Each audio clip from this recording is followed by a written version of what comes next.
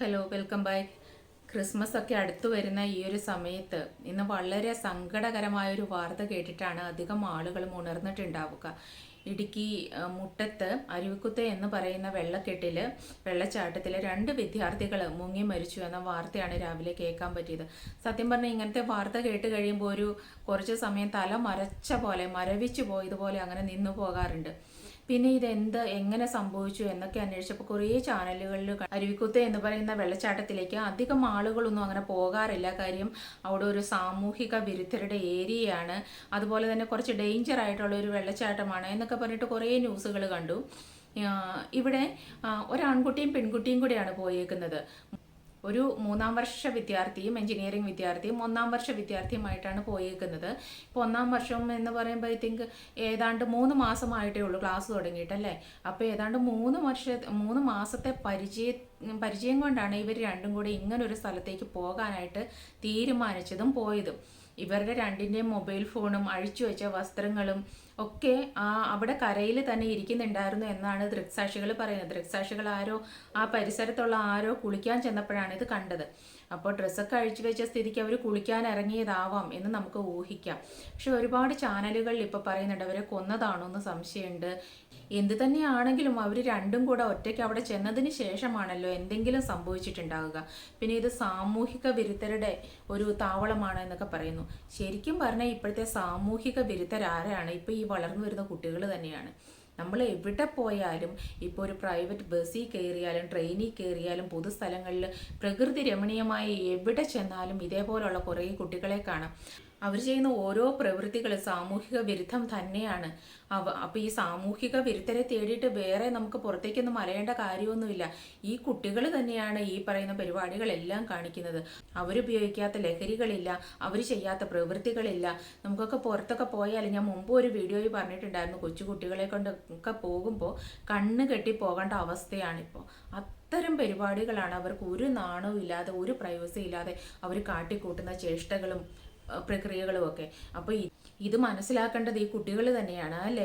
3 മാസത്തെ പരിചയം കൊണ്ട് ഒരാളുടെ കൂടെ ഇങ്ങനെയുള്ള ഒരു ആളുകളൊന്നും അധികം പോകാത്ത ഒരു ഏരിയയിലേക്ക് പോകാൻ ധൈര്യം കാണിക്കുന്ന ആ പെൺകുട്ടിയുടെ മാനസികാവസ്ഥ നമ്മളൊന്ന് മനസ്സിലാക്കേണ്ടതാണ്.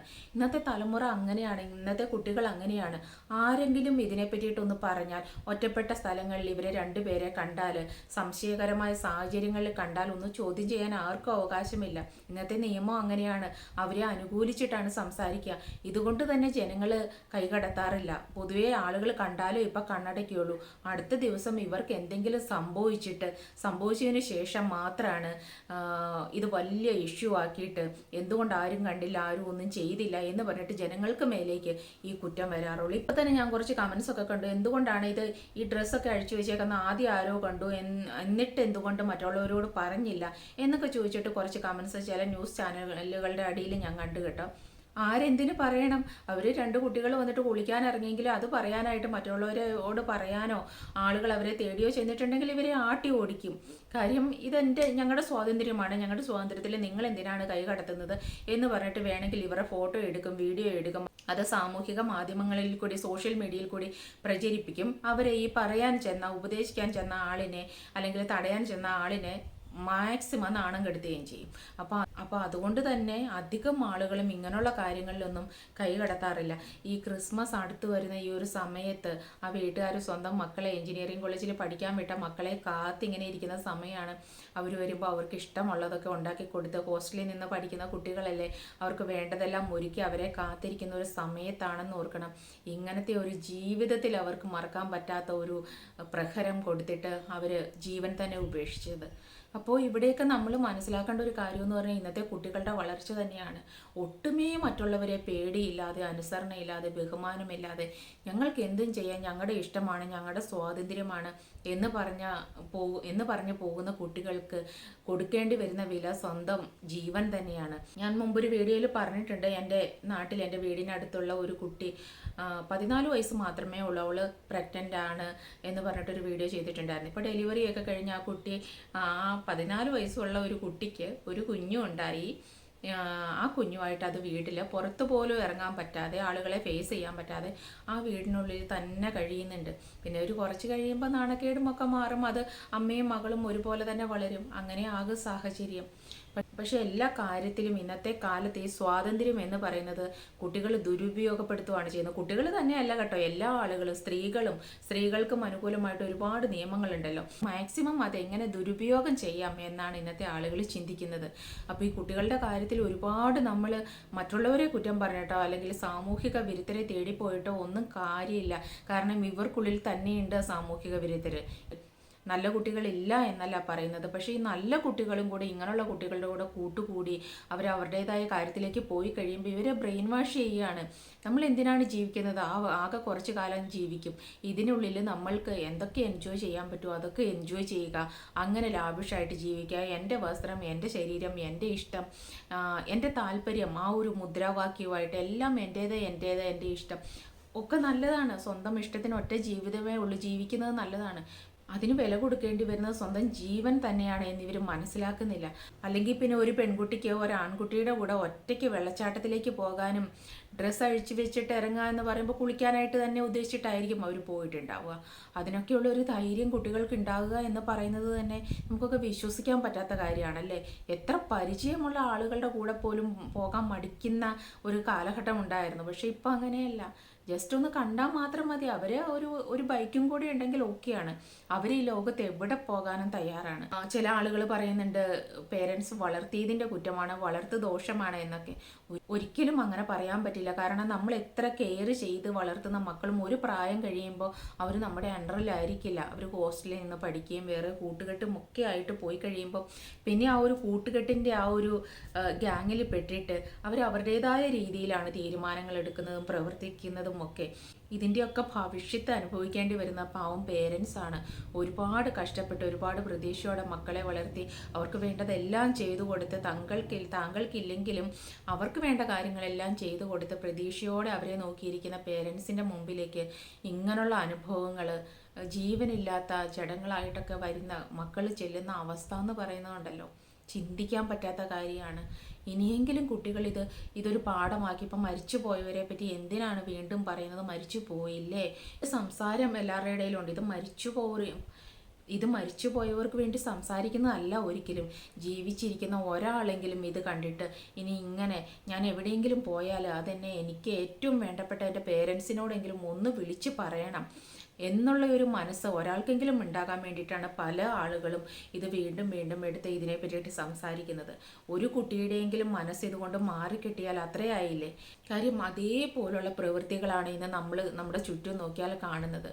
പെൺകുട്ടികളുള്ള മിക്ക വീടുകളിലും കണ്ടുവരുന്ന ഒരു പ്രതിഭാസമാണ് ഇന്ന്. ഏതെങ്കിലും ഒരു ആൺകുട്ടി ഒരു ബൈക്കുമായിട്ടോ കാറുമായിട്ടോ വരിക, പേരൻസ് പോലും തടയുന്നില്ല എന്നുള്ളതാണ്. പേരൻസിനെ കുറ്റം പറഞ്ഞിട്ട് കാര്യമില്ല. കാര്യം അവർ പറഞ്ഞാൽ നിൽക്കില്ല. എൻ്റെ ഫ്രണ്ടാണ്, ഞാൻ അവിടം വരെ പോകുന്നു, അതിന് നിങ്ങൾക്ക് എന്താ എന്നുള്ളൊരു ധാർഷ്ട്യ രൂപേണയുള്ള ഒരു സംസാരമാണ് കുട്ടികൾക്ക്. ഫ്രണ്ടാണ്, നിങ്ങൾക്ക് വിവരമില്ല. അല്ലെങ്കിൽ കുട്ടികൾ ചോദിക്കുന്നത് ഇങ്ങനെയാണ്, ഫ്രണ്ടാണ്, എൻ്റെ ഫ്രണ്ടാണ്, നിങ്ങൾക്ക് എന്താ വിവരമില്ല? അങ്ങനെയാണ് ഇന്നത്തെ കാലത്ത്, അങ്ങനെയാണെന്നാണ് പറയുന്നത്. ഇവരെവിടേക്ക് പോകുന്നു എന്ന് ഒരാവർത്തി കൂടി ഒരു പേരൻ്റ്, ഒരമ്മ ചോദിച്ചു കഴിഞ്ഞിട്ടുണ്ടെങ്കിൽ അവരോട് ദേഷ്യപ്പെടുകയുള്ളൂ. മിക്കയിടത്തും പറഞ്ഞു കേൾക്കുന്നത് അങ്ങനെയാണ്. അതൊക്കെ എല്ലാം ഒന്നും നിങ്ങളോട് പറഞ്ഞിട്ട് പോകാൻ പറ്റില്ല എന്നാണ് അത്രേ പറയുന്നത്. ഞാൻ പോകുന്ന സ്ഥലങ്ങളൊന്നും എല്ലാം ഒന്നും നിങ്ങളോടൊന്നും പറഞ്ഞിട്ട് പോകാൻ പറ്റില്ല. അതെൻ്റെ സ്വാതന്ത്ര്യമാണ്. ഞാൻ ഇന്ന സമയത്ത് വരുമ്പോൾ ഫുഡൊക്കെ റെഡിയാക്കിയിട്ട് വീട്ടിൽ അമ്മ ഉണ്ടാവണം. മിക്ക പേരൻസും പറയുന്ന സങ്കടങ്ങളും ഇതൊക്കെ തന്നെയാണ്. കാര്യം കുട്ടികൾ പറഞ്ഞാൽ അനുസരിക്കുന്നില്ല. അവരുടെ ഇഷ്ടത്തിന് നടക്കുകയാണ്. എവിടെയാണ് പോയതെന്ന് പോലും നമുക്കറിയില്ല. ആൺകുട്ടികളുടെ കൂടെയാണ് പോകുന്നത്. ചോദിക്കുമ്പോൾ പറയുന്നത് ഫ്രണ്ടാണെന്നാണ്. അത്രയേ ഉള്ളൂ. പിന്നെ ഇതൊക്കെ ഇങ്ങനൊന്നും അല്ലാത്ത പേരൻസിനെ കുറച്ചെങ്കിലും അനുസരിച്ച് സ്നേഹിച്ചും ഒക്കെ നിൽക്കുന്ന കുട്ടികളുണ്ട് കേട്ടോ, ഇല്ല എന്നല്ല. പക്ഷേ നമുക്ക് വളരെ വിരളമായിട്ട് മാത്രമേ ഇന്ന് കാണാനായിട്ട് പറ്റുള്ളൂ. ഇപ്പോൾ കുറേ ചാനലുകളിൽ സാമൂഹിക വിരുദ്ധർ കൊന്നതാണോ എന്ന് സംശയമുണ്ട് എന്നൊക്കെ പറഞ്ഞ് കുറേ കൺഫ്യൂസ്ഡ് ആയിട്ടുള്ള കുറേ സ്റ്റേറ്റ്മെൻറ്റ്സ് ഞാൻ കണ്ടു. അതുകൊണ്ട് തന്നെ ഞാൻ പറയുകയാണ്, നമ്മുടെ കണ്ണിൻ്റെ മുമ്പിൽ സാമൂഹിക വിരുദ്ധത കാണിക്കുന്ന ഒരുപാട് കുട്ടികളെ നമ്മളിപ്പോൾ കാണുന്നുണ്ട്. അതുകൊണ്ട് തന്നെ ആദ്യമായിട്ട് മാർഗനിർദ്ദേശവും ഉപദേശവും ഒക്കെ കൊടുക്കേണ്ടത് ഈ കുട്ടികൾക്കാണ്. കുറച്ചൊക്കെ നമ്മുടെ നിയമത്തിലൊക്കെ ഒരു ഭേദഗതി വരുത്താം. വിലക്കേണ്ടടുത്ത് വിലക്കാം. സ്വാതന്ത്ര്യമൊക്കെ ഒരു പരിധിക്ക് അപ്പുറത്തേക്ക് അംഗീകരിക്കാതെ അനുവദിക്കാതിരിക്കാം. എന്നാൽ മാത്രമേ ഇതിനൊക്കെ ഒരു മാറ്റം വരൂ. അല്ലെങ്കിൽ നാൾക്ക് നാൾ ഇതുപോലുള്ള മരണങ്ങളും ഇതേപോലെയുള്ള ഭ്രൂണഹത്യകൾ ആത്മഹത്യകളും അതേപോലെ തന്നെ ഇഷ്ടം പറഞ്ഞിട്ട് വേറെ ആൾ ഇഷ്ടമല്ല എന്ന് പറഞ്ഞു കഴിയുമ്പോൾ അവരെ ഇല്ലാതാക്കി കളയാനുള്ള ടെൻഡൻസിയും, അവർ ഇഷ്ടമായി കഴിയുമ്പോൾ തന്നെ പണ്ടത്തെ കാലത്തെ പോലെ ഇഷ്ടമാണ് എന്നൊരു വാക്കാൽ പറയില്ലെന്നും അല്ല, അവർക്ക് എവിടെയും പോകാനുള്ള സ്വാതന്ത്ര്യമുണ്ടല്ലോ. അപ്പോൾ പിന്നെ എല്ലാം നടന്നിട്ടുണ്ടാകും. പിന്നെ അതിൻ്റെ ആഫ്റ്റർ എഫക്റ്റ് ഈ പെൺകുട്ടിക്ക് വരികയും ഈ പെൺകുട്ടി പ്രഗ്നൻ്റ് ആവുകയും പിന്നെ ചില സാഹചര്യങ്ങളിൽ അബോർട്ട് ചെയ്യും, ചില സാഹചര്യങ്ങളിൽ അബോർട്ട് ചെയ്യാൻ പറ്റാതെ വരികയും അതിനെ ആ കുഞ്ഞിനെ ആ ഭ്രൂണത്തെ കൊന്നുകളയുകയും ജനിച്ച ശേഷം കൊന്നുകളയുകയും ഒക്കെ ചെയ്യുന്ന എത്രയോ അനുഭവങ്ങളാണ് നമ്മൾ കാണുന്നതല്ലേ. എന്നാലും പറയും മുദ്രാവാക്യം എൻ്റെ ഇഷ്ടം, എൻ്റെ സ്വാതന്ത്ര്യം, എൻ്റെ ശരീരം എന്നുള്ളത്.